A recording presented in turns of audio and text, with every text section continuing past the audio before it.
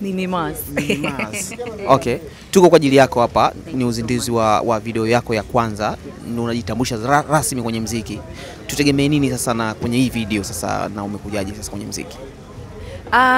Kwenye hii video mtegemee kuona vitu vizuri, mtegemee kuona tusemaje, marafiki na wapendwa na wapenzi wakiwa wamejumuika pamoja wakifanya kitu kizuri.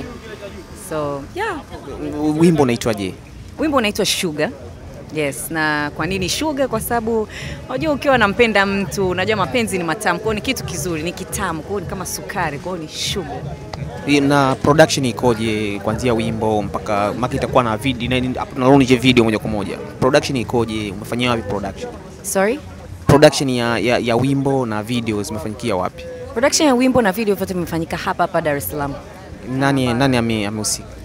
Mhusika wa kutengeneza wimbo ni High Table Sounds ambao ni kina Barnaba na kina D Classic, na mhusika wa kudirect video alikuwa ni Hans Kana. Okay. Kwa hiyo tegemea mambo makubwa sana. Yeah. Unaona upo chini ya Mdee Music Present. Itakuwa ni msanii wake wa kwanza kwako? Kwake? Yes, mimi ni msanii wa, ukiachana na Vanessa, mimi ni msanii wa pili kusainiwa na Mdee Music. Okay. Ni dada yake, ni mdogo wake? Mimi ni mdogo wake, mwili mkubwa tu. Yes. Okay, unajisikiaje sasa kuwa signed chini ya ni kampuni ya ndugu? Unajisikiaje kuwa signed, tayari ameshatangulia na tayari anataka kunyanyua na wewe kwa upande huu? Najisikia vizuri kwanza, kusema ukweli, na ni opportunity kubwa sana, manake sio mara nyingi sana unakuta ndugu wanasupportiana sana kwenye haya mambo ya sanaa, lakini nashukuru dada yangu ameweza kunisupport, kaniingiza kwenye lebo yake na tunaendelea kufanya kazi na tuwaletea muziki mzuri. Okay, kipindi chote hicho ulikuwa wapi labda? Kipindi chote hichi nilikuwa nafanya utangazaji wa TV1.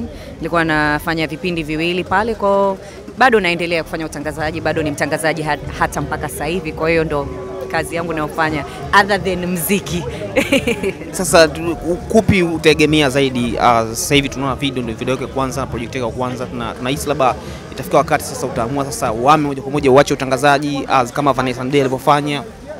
Kwa sasa hivi nitaendelea na vyote viwili, maana yake naweza kuvibalance. Havinipi tabu wala havinipi shida, lakini mbeleni yakitokea yatayotokea, na hisi bado nitabaki kwenye muziki. Okay, muziki ndio unaupenda zaidi? Yes. Okay. Asante sana kwa time yako. Shukrani sana na nyie pia.